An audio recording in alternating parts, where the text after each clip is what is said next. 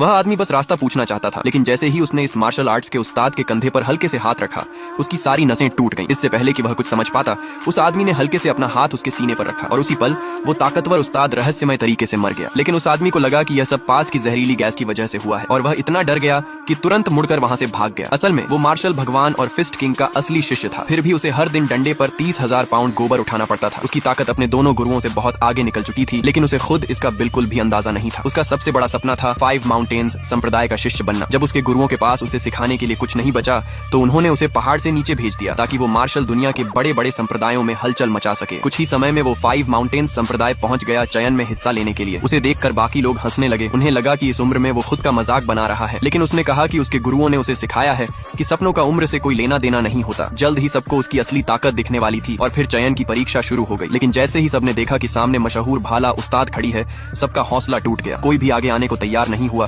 क्योंकि सबको हार का डर था। यह देखकर भाला उस्ताद ने नियम आसान कर दिए। उसने कहा कि जो भी उसके सामने 3 चाल तक टिक जाएगा उसे पास मान लिया जाएगा। यह सुनकर वह आदमी भी खुद को रोक नहीं पाया और कोशिश करने के लिए आगे बढ़ गया। उसे देखकर उसकी उम्र की वजह से भाला उस्ताद ने उसे बिल्कुल गंभीरता से नहीं लिया। उसने बिजली की रफ्तार से हमला किया और उसका चांदी जैसा भाला जोर से नीचे आया, लेकिन उस आदमी ने बस हल्का सा पीछे कदम रखा और आसानी से उस हमले से बच गया। भाला उस्ताद ने बहाना बनाया कि उसने जानबूझकर जानलेवा जगह पर निशाना नहीं लगाया, वरना वह भाला उसे उसी समय मार देता। ये सुनकर उस आदमी ने कहा कि उसके खिलाफ